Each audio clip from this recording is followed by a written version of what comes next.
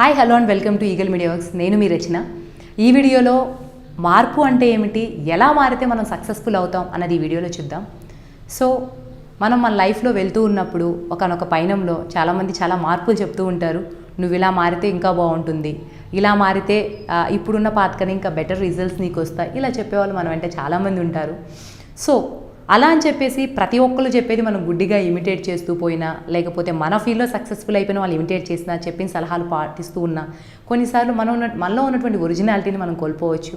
So ఎంత extent వరకు మారాలి, ఎంత ఎక్స్టెంట్ వరకు ఆ చేంజ్ అనేది ఉండాలి, ఎంత ఎక్స్టెంట్ వరకు ఈ రెండు మ్యాచ్ అయితే మనం సక్సెస్ఫుల్గా ముందుకెళ్తామన్నది ఈ వీడియోలో చూద్దాం.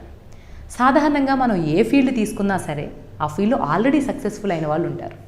యూజువల్గా మన హాబీ ఏంటంటే చిన్నప్పటి నుంచి కూడా సైకాలజీ ప్రకారం కూడా వీ హ్యావ్ ఎ మోడలింగ్ అనే ఒక పారామీటర్ ఉంది. Operant conditioning, classical conditioning and modelling అని.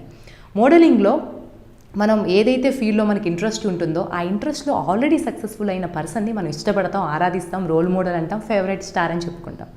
సో ఆ క్రమంలో అతనిలో ఉన్న లక్షణాలు లేదా ఆమెలో ఉన్న లక్షణాల్లో కాస్త అనుసరించే పద్ధతిలో పోతూ ఉంటాం. అయితే ఒక చిన్న ఎగ్జాంపుల్, మనం ఒక విత్తుని భూమిలో నాటామనుకోండి, దానికి ఏమేం కావాలి? వాటర్ అండ్ నీరు కావాలి, ఆక్సిజన్ కావాలి, అలాగే హ్యూమిడిటీ కింద అట్మాస్ఫియర్ టెంపరేచర్ కావాలి, ఇవన్నీ కావాలి. కానీ ఆ విత్తు నుండి అది బయటకు వచ్చేటప్పుడు, అది మొక్కగా బయటకు వచ్చినప్పుడు అది గాలిలానో, దానికి కావాల్సిన ఈ ఆక్సిజన్ ఈ నీరులానో, అది ఏదైతే పారామీటర్స్ని తీసుకుందో అలా బయటికి రాదు, మొక్కగా వస్తుంది. అంటే అది ఈ బయట ప్రకృతిలో ఉన్నవన్నీ తీసుకున్నప్పటికీ వాటిని ఇమిటేట్ చేసి వాటిలో ఒక దానిలా రాలేదు, తనకంటూ ఒక కొత్త రూపాన్ని సంతరించుకుంది. అలాగే మనం లైఫ్లో మూవ్ ఆన్ అవుతున్నప్పుడు ఎవరైనా మన ఫీల్డ్లో సక్సెస్ఫుల్ అయినా, లేకపోతే వాళ్ళలో కొన్ని గుడ్ క్వాలిటీస్ తీసుకోవడం మంచిదే, కానీ కంప్లీట్గా ఆ పర్సన్ మనం ఒక క్షణంలో అయిపోయే పరిస్థితి వస్తుంది. దాని నుంచి దూరంగా ఉండకపోతే మనకంటూ ఒక మార్క్ ఉండదు. మేబీ పీపుల్ రికగ్నైజ్ చేయొచ్చు, చప్పట్లో కొట్టొచ్చు, బాగుందని అనొచ్చు, కానీ మనం ఒకసారి అనలైజ్ చేసుకున్నప్పుడు వాళ్ళకి మనకి డిఫరెన్స్ లేనప్పుడు we feel a lot of unsatisfied, అంటే చాలా అసంతృప్తి ఫీల్ అవుతాం. సో ఇమిటేషన్ని మ్యాక్సిమం లిమిట్ చేసుకోవడం, అంటే కొంతవరకు, అంటే ఆ ట్రాక్లో ఒక పాత్ తెలిసే వరకు చూసుకోవడం అనేది first quality. And next one is, పోతున్న కొద్దీ మన కాంపిటీటర్ ఒకే ఫీల్డ్లో ఉన్నామండి విన్నప్పుడు ఒక 1 year 2 years అలా గడుస్తున్న పద్ధతిలో మనం సక్సెస్ఫుల్గా లేము. కమర్షియల్గా కావచ్చు, మనం తీసుకున్న కొత్త ఎలిమెంట్లో మనం సక్సెస్ అంటే కమర్షియల్గానే ఫీల్ అవుతాం. సో కమర్షియల్ ఎరీనాలో మనం కాస్త వెనకబడ్డాం, వాడు ఆ ర్యాట్ రేస్లో ముందున్నప్పుడు తెలియకుండానే మనం ఎక్కడ తగ్గాము, లేదా మన ఫెయిల్యూర్ ఎక్కడుంది, అతని సక్సెస్ ఎక్కడుంది అన్న ఒక పోలిక మొదలవుతుంది. అలా పోల్చినప్పుడు మనం ఒకవేళ అతను తీసుకున్న మెజర్స్ తీసుకోకపోతే మ్యాక్సిమం 100% ఆ మెజర్స్ మళ్ళీ ఇప్పుడు తీసుకోవడానికి ట్రై చేస్తాం. విషయం ఏంటంటే ఎప్పుడు మార్కెట్ మారిపోతూ ఉంటుంది.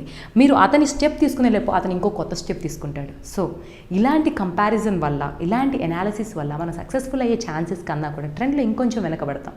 మళ్ళీ ఫెయిల్ అయిన తర్వాత మళ్ళీ అనలైజ్ చేసుకుంటాం, మళ్ళీ ఆ దారిలోకి వెళ్తాం. కానీ జరిగేది ఏంటంటే మీరు అది అడాప్ట్ చేసుకునే లోపు ఇంకో కొత్త ట్రెండ్ వాడు ఫాలో అవ్వడం స్టార్ట్ చేస్తాడు.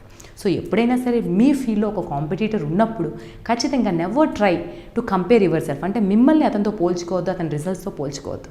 ఎందుకంటే ఇద్దరు ఒకే ఫీల్డ్లో ఉన్నప్పటికీ ఒక్కొక్క దాన్ని పబ్లిక్కి డిస్ప్లే చేయడంలో అతనికి ఉన్న ఒక స్ట్రాంగ్ పాయింట్ మీకు వీక్ అయి ఉండొచ్చు, మీకున్న వీక్ పాయింట్ అతనికి స్ట్రాంగ్ అయి ఉండొచ్చు.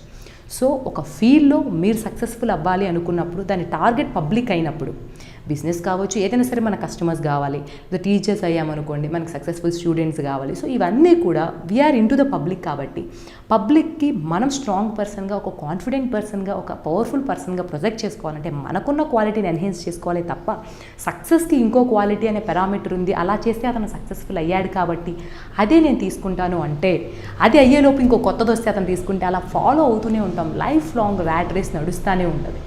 కొంచెం ఇంప్రూవ్మెంట్ ఉండొచ్చు, కానీ ఆ నెంబర్ 1 మార్కు, ఆ నెంబర్ టాప్ 5 మార్కు మనం కొట్టలేము.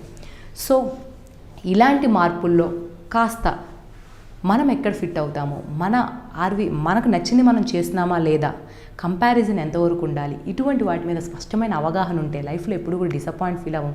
కొన్నిసార్లు ఫెయిల్యూర్స్ వస్తూ ఉండొచ్చు, కానీ ప్రతిసారి కూడా మన వీక్ పాయింట్ని మర్చిపోయి స్ట్రాంగ్ పాయింట్ ఇంకొంచెం స్ట్రాంగ్ చేసే క్రమంలో ఇంకొంచెం దృఢపడతాం. సో మీరు టిప్స్ ఫాలో అవుతూ మీ కమర్షియల్ లైఫ్లో కావచ్చు, కమర్షియల్ ఆస్పెక్ట్స్లో డీల్ చేసిన వాళ్ళు కావచ్చు, ప్రొఫెషనల్ లైఫ్లో కావచ్చు, అంటే యూజువల్ ప్రొఫెషనల్ లైఫ్లో కావచ్చు, అలాగే మీ డైలీ లైఫ్లో కూడా మీరు సక్సెస్ఫుల్ పర్సన్ అవుతారండి, most richest and happiest person అవుతారండి. మీ ప్యాషన్ పరంగా కావచ్చు, ఎప్పుడు అసంతృప్తి లేకుండా ఉంటారని ఆశిస్తూ ఈ వీడియోని ఇంతటితో ఎండ్ చేస్తున్నాను. Thank you for watching the video. మీకు ఈ వీడియో నచ్చినట్లయితే లైక్ చేయండి, షేర్ చేయండి, కమెంట్ చేయండి, సబ్స్క్రైబ్ చేయండి. Thank you. Like and subscribe Eagle Media Works.